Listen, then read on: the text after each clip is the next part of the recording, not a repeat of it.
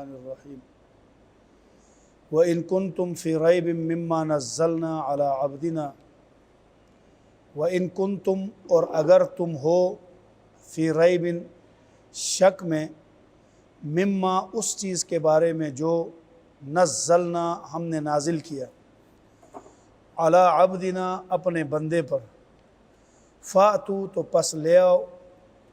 بصورت ایک صورت من مثلہ اس جیسی وادعوا شہداءکم اور بلا لاؤ اپنے مددگاروں کو من دون اللہ اللہ کے سوا جتنے بھی ہیں ان کنتم صادقین اگر تم ہو اپنی بات میں سچے۔ گزشتہ آیت نمبر 20 اور 21 کے اندر توحید باری تعالیٰ کا تذکرہ تھا، اللہ تعالیٰ کی توحید کا ذکر تھا اور اس توحید کے اوپر دلیلیں تھیں کہ اللہ وہ ذات ہے جس نے زمین کو بچھونا بنایا ہے اور آسمان کو چھت۔ یہ دلیلیں کہ بھائی اللہ کی عبادت کرو، کیوں؟ اس لیے کہ زمین آسمان اللہ نے بنایا ہے، آسمانوں سے پانی اللہ برساتا ہے، پھر اس پانی کے ذریعے زمین سے غلے اللہ نکالتا ہے، تو پھر اللہ کے ساتھ عبادت میں کسی اور کو کیسے شریک کرتے ہو؟ جب تمہارے یہ سارے کام اللہ کرتا ہے تو پھر عبادت بھی اکیلے اللہ ہی کی ہونی چاہیے۔ تو گزشتہ آیات میں توحید کا بیان تھا، ان آیات میں رسالت محمدی صلی اللہ علیہ وسلم کا بیان ہے۔ رسول پاک صلی اللہ علیہ وسلم نے جب لوگوں کے سامنے اسلام کی حقانیت، اللہ کی وحدانیت، جنت جہنم، ان چیزوں کے جب تذکرے فرمائے اور اس کی دعوت دی اور قرآن کریم سے اس کی دعوت دی، تو کفار نے کہا کہ یہ کلام جو محمد صلی اللہ علیہ وسلم پڑھتا ہے یہ اللہ کا کلام نہیں ہے، یہ بلکہ انسانوں کا کلام ہے، یہ خود سے بنا کے لے کر آتا ہے ہمارے پاس۔ تو جب انہوں نے حضور علیہ الصلوۃ والسلام کی نبوت پہ شک کیا کہ یہ اپنی طرف سے کلام بنا کے لاتا ہے، اور کلام الہی میں بھی شک کیا کہ یہ کلام اللہ کا نہیں ہے، تو اللہ نے ان آیتوں میں کفار کو چیلنج کیا۔ وَإِن كُنتُم اگر تم ہو فی ریب شک میں، یعنی تمہیں یہ شک ہے کہ یہ کلام اللہ کا نہیں ہے، مما نزلنا وہ کلام جو ہم نے نازل کیا ہے علی عبدنا اپنے بندے پر، یعنی اس قرآن پاک کو جو ہم نے اپنے بندے محمد صلی اللہ علیہ وسلم پر نازل کیا ہے، اور یہ اس سے پڑھ پڑھ کر تمہیں دین سکھاتا ہے اور تم کہتے ہو کہ یہ اللہ کی طرف سے نہیں ہے، تو پھر ٹھیک ہے، اگر یہ اپنی طرف سے بنا سکتا ہے تو تم تو بڑے فصیح لوگ ہو۔ عرب کے لوگ تو شعر و شاعری کے اندر بڑے فصیح تھے، اور محمد صلی اللہ علیہ وسلم تو امی ہیں، کسی استاد سے پڑھا نہیں ہے، کسی کے وہ شاگرد نہیں ہیں، شعر و شاعری وہ کرتے نہیں تھے۔ اگر ایک امی آدمی کلام پاک بنا سکتا ہے، ایسا کلام بنا کے لا سکتا ہے، تو ایسا کرو فَأْتُوا بِصُورَةٍ مِّن مِّثْلِهِ، پس لے ایک صورت من مثلی اس جیسی، یعنی تم بھی اس جیسی ایک صورت بنا کے لاؤ، تو ہم کہیں گے ہاں جی یہ انسانوں کا کلام ہے، کیونکہ یہ بھی بنا سکتے ہیں۔ ہم کہیں گے ہاں محمد نے بھی خود بنایا ہوا ہے، کیوں کہ جیسا کلام محمد کریم صلی اللہ علیہ وسلم بناتے ہیں ویسا کلام یہ بھی بنا رہے ہیں۔ اگر تم بنانے میں کامیاب ہو گئے تو تمہارے اعتراض کی کوئی حیثیت ہوگی، اگر تم بنانے میں ناکام ہو گئے تو سمجھ لو کہ جب تم جیسے شاعر لوگ، فصاحت و بلاغت کے ماہرین ہو عرب لوگ، اس کے باوجود تم اگر اس جیسی صورت نہیں بنا سکتے ہو تو سمجھو یہ کلام انسانوں کا نہیں ہے، یہ کلام اللہ کا ہے، کیونکہ انسان اس سے عاجز ہے۔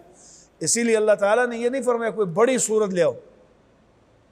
فَأْتُوا بِصُورَةٍ بغیر الف لام کے ذکر کیا، نکرہ ذکر کیا، اس میں بڑی سے بڑی اور چھوٹی سے چھوٹی ساری صورتیں کو شامل ہے، اس کو مطلق فرمایا چھوٹی سے چھوٹی صورت بھی لے آؤ۔ اور دوسری جگہ تو اللہ جل شانہ نے فَلْيَأْتُوا بِحَدِيثٍ مِّثْلِهِ، ایک صورت نہیں لا سکتے ہو، ایک چھوٹا سا ٹکڑا بنا کے لے آؤ، ایک جملہ بنا کے لے آؤ۔ تو اب ذہن میں سوال پیدا ہو سکتا تھا کہ وہ کہہ سکتے تھے کہ اگر ہم نہیں بنا سکتے ہیں تو اس کا مطلب یہ تو نہیں کہ دنیا میں کوئی نہیں بنا سکتا ہے، ٹھیک ہے ہم نہیں بنا سکتے ہیں لیکن اور کوئی تو بنا سکتا ہے، تو اس لیے اللہ نے پہلے ہی چیلنج دیا تم بنا کے لاؤ، یا وَادْعُوا شُهَدَاءَکُم، پوری دنیا میں جہاں کہیں تمہارے کوئی مددگار ہے، شہداء شاہد سے، شاہد کا معنی ہے حاضر، اور حاضر عدالت ہو کر جو گواہ دیتا ہے، اسی لیے اس کو گواہ کہتے ہیں کہ وہ اس سے حاضر ہوتا ہے۔ اللہ نے فرمایا پوری دنیا میں جہاں کہیں کوئی اس مسئلے میں تمہاری گواہی دینے کے لیے، تمہاری مدد کرنے کے لیے تیار ہے نا، من دون اللہ، اللہ کے سوا، ان سب کو بلا کے لے آؤ۔ اول تو یہ چیلنج مکے والوں کو ہے، مکے والے نہیں بنا سکتے، اپنے الہوں کو، اپنے جن کو یہ مددگار سمجھتے ہیں، ان سب کو جمع کر کے کہیں یار اس جیسی ایک آیت بنا کے لاؤ تاکہ ہم محمد کو جھٹلا سکے، الیاذ باللہ۔ تم بناؤ گے تو ہم محمد کو کہیں گے یہ کون سا کمال ہے، آپ بناتے ہو، یہ لو ہم بھی ایسا کلام بنا سکتے ہیں۔ لیکن اللہ فرماتے ان کنتم صادقین، اگر تم اپنے بات میں سچے ہو۔ کون سی بات میں؟ تم کہتے ہو نا کہ یہ کلام محمد نے بنائے، اگر اس بات میں تم سچے ہو تو ایک کلام تم بھی بنا کر دکھا دو۔ سارا عرب اس بات سے عاجز آ گیا، بلکہ بیت اللہ شریف کے دیوار پر سب سے قرآن کریم کی چھوٹی سورت کون سی ہے؟ سورہ کوثر۔ کتنی آیتوں پر مشتمل ہے؟ 3۔ پورے قرآن میں 3 آیتوں پر مشتمل جو چھوٹی صورتیں ہیں ان کی تعداد کتنی ہے؟ 3۔ پورے قرآن میں 3 صورتیں ایسی ہیں جن کی آیتیں ہی 3 ہیں۔ کون کون سی ہے؟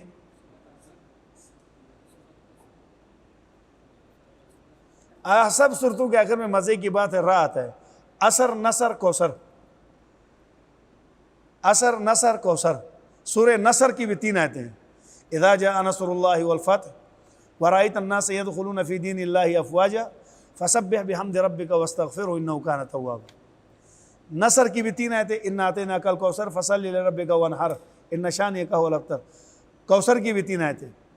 والعصر ان الانسان لفی خسر الا الذين امنوا وعملوا الصالحات وتواصوا بالحق وتواصوا بالصبر۔ عصر کی بھی 3۔ نصر، عصر، کوثر،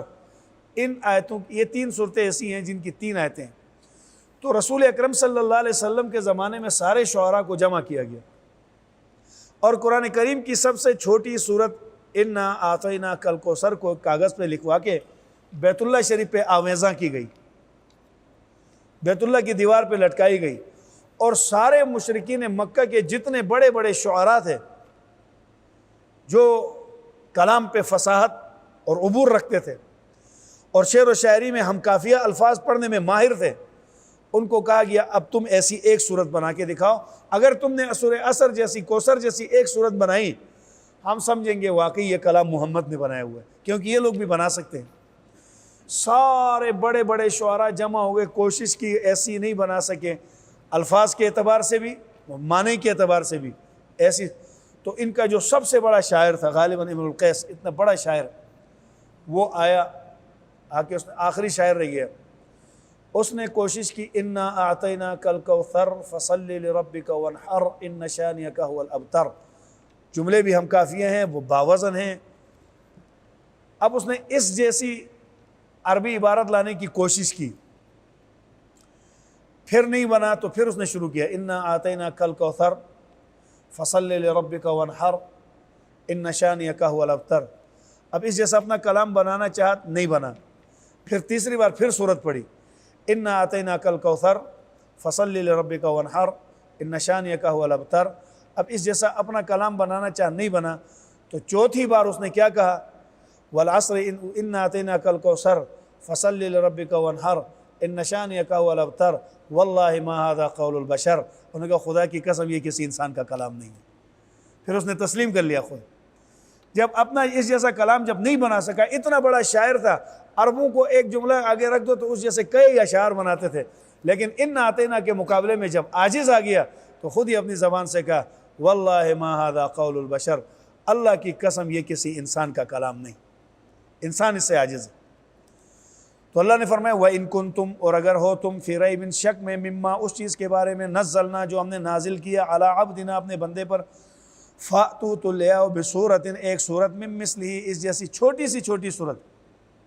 اب یہ چھوٹی سی چھوٹی صورت کس کا ترجمہ کر رہے ہیں؟ صورت جو ہے وہ بغیر الف لام کے ہے، اس کا معنی ہے ہر صورت کو ہی شامل ہے، چھوٹی سے چھوٹی۔ جب چھوٹی سے چھوٹی نہیں لا سکتے تو بڑی سے بڑی کہاں سے لائیں گے؟ وَادْعُوا شُهَدَاءَكُمْ اور پکارو، بلاؤ اپنے مددگاروں کو، من دون اللہ اللہ کے سوا جو ہیں، ان کنتم صادقین اگر تم ہو سچے، یعنی وہ سارے مل کر بنا کے دکھائیں۔ پھر خود ہی فرمایا اللہ نے فَإِن لَمْ تَفْعَلُوا پس اگر تم ایسا نہ کر سکو، فَإِن پس اگر لم تفعلوا نہ کر سکو تم ایسا، پھر آگے کیا کہا ولن تفعلوا اور ہرگز ایسا نہیں کر سکو گے، پہلے فرمایا ایسا نہ کر سکو فإن لم تفعلوا،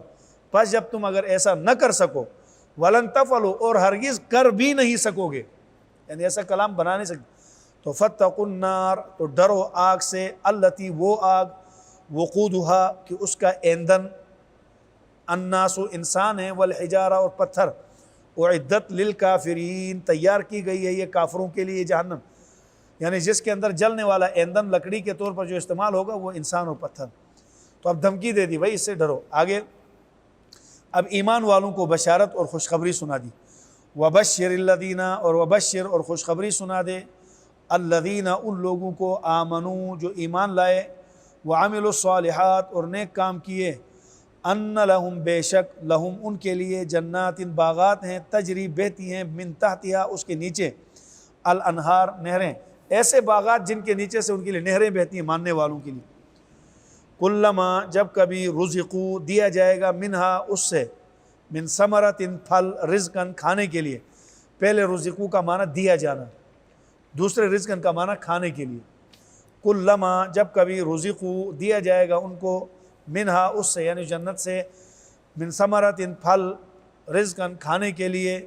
قالو تو وہ کہیں گے ہذا یہ، الذی وہ ہے، رزقنا جو دیا گیا ہے ہم کو، من قبل پہلے بھی، یعنی جنت میں جب وَأُتُوا بِهِ متشابہا اور دیے جائیں گے بھی ان کو متشابہا ملتے جلتے، لائے جائیں گے ان کے سامنے ملتے جلتے پھل۔ کیا مطلب؟ جنتی جب جنت میں جائیں گے تو وہاں جو پھل ان کو ملیں گے ان پھلوں کو دیکھ کر کہیں گے یہ تو ہمیں پہلے بھی دیا گیا تھا، یعنی دنیا کے پھل یاد آئیں گے ان کو، یعنی یہ سیب تو ہم نے وہاں بھی کھایا ہے اس جیسا ہی ہے، یہ مالٹا تو ہم نے وہاں بھی کھایا ہوا ہے۔ تو مفسرین فرماتے ہیں جنت کے پھل شکل کے اعتبار سے تو دنیا کے پھلوں جیسے ہوں گے، لیکن جب وہ چکھیں گے تو اس کے ذائقے کو دیکھ کر کہیں گے ایسا پھل تو ہم نے کبھی نہیں کھایا۔ تو شکل و شبہات کے اعتبار سے سیب یہاں کا اور وہاں کا ایک ہوگا، لیکن اس کے ذائقے کے اعتبار سے جو ذائقہ اللہ نے جنت کے سیب میں رکھا ہے یا جنت کے پھل میں رکھا ہے وہ ذائقہ دنیا کے پھلوں میں نہیں۔ وَلَهُمْ اور جنت کے اندر جو پھل ملے گا اس کے ہر نوالے کے ساتھ ذائقہ بدلتا جائے گا، ہر نوالے کے ساتھ، اس لیے قرآن پاک میں تو صبح شام ان کو وہاں کو کھانے کے لیے پھل دیے جائیں گے۔ تو انسان کے ذہن میں سوال آتا ہے صبح شام ایک ہی پھل آدمی کھاتا رہے، ایک ہی چیز کھاتا رہے تو اس سے تو اکتا جاتا ہے۔ دیکھیں دنیا میں ایک آدمی صبح بھی مرغی کھائے، شام کو بھی مرغی کھائے، صبح مرغی شام مرغی، صبح مرغی شام مرغی، تو آخر کیا ہوتا ہے؟ تنگ آ جاتا ہے اس سے۔ اگر کوئی سبزی لے آؤ، کوئی جنت میں ایک کھانا صبح شام ملے گا لیکن تنگ نہیں آئے گا، کیوں؟ وہ کھانا شکل کے اعتبار سے تو صبح شام کا ایک ہوگا لیکن ہر دن روز کے اعتبار سے اس کا ذائقہ جدا ہوگا۔ اور میں نے آپ سے پہلے بھی عرض کیا ہے بعض چیزیں ایسی ہوتی ہیں جن کی شکل، جو چیز تو ایک ہی ہوتی ہے لیکن ان کے ذائقے بدلتے جاتے ہیں۔ مثلا چاول جب ہم خرید لیتے ہیں اسی چاول سے ابلے ہوئے چاول بنائے تو اس کا ذائقہ اور ہوتا ہے، وہی چاول بریانی بن جائے تو ان کا ذائقہ اور ہوتا ہے، وہی چاول پلاؤ بن جائے تو ان کا ذائقہ اور ہوتا ہے، وہی چاول چائنا رائس بن جائے تو ان کا ذائقہ اور ہو جاتا ہے۔ اب دیکھو ایک ہی چاول ہی ہے لیکن ان کے ذائقے بدلتے جاتے ہیں۔ ایسے ہی جنت میں صبح شام اللہ جو ان کو کھانے کے لیے دے گا وہ شکل کے اعتبار سے یا روزانہ کے اعتبار سے نظر تو ایک پھل آئے گا یا ایک غذا آئے گی، لیکن ذائقوں کے اعتبار سے روزانہ کے اعتبار سے اس کے ذائقے تبدیل ہوتے چلے جائیں گے۔ وَلَهُمْ فِيهَا اور ان کے لیے فیہا اس میں یعنی اس جنت میں جنتیوں کو اور کیا ملے گا؟ ازواج ان بیویاں ہیں، مطہرات پاکیزہ یعنی حیض نفاس اور گندگیوں سے وہ پاک، وہم فیہا خالدون اور وہ اس میں ہمیشہ رہیں گی، وہم اور وہ فیہا اس میں خالدون ہمیشہ رہیں گے۔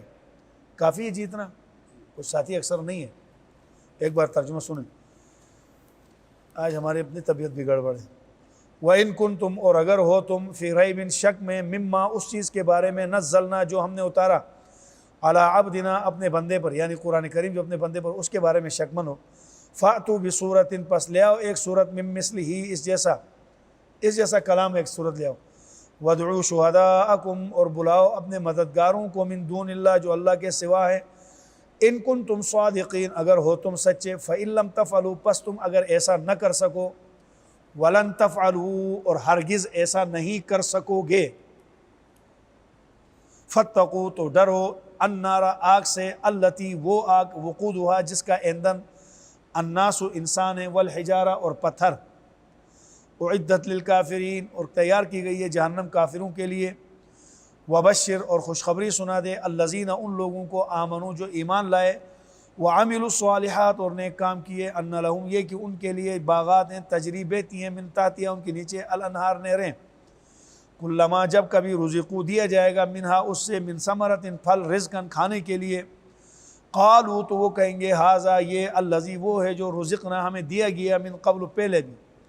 واتوا بہ متشابہا اور دیے جائیں گے وہاں ملتے جلتے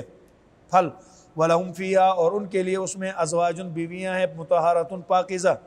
وہم فیہا خالدون اور وہ اس میں ہمیشہ رہیں گے۔ اگر ہماری ویڈیو پسند آئی ہے تو اسے لائک کریں، کمنٹ کریں اور دوستوں کے ساتھ شیئر کریں، اور اگر ہمارا چینل ابھی تک سبسکرائب نہیں کیا تو اسے سبسکرائب کر دیں اور بیل آئیکن کو پریس کر دیں تاکہ ہر آنے والی ویڈیو آپ کو مل سکے۔ جزاک اللہ۔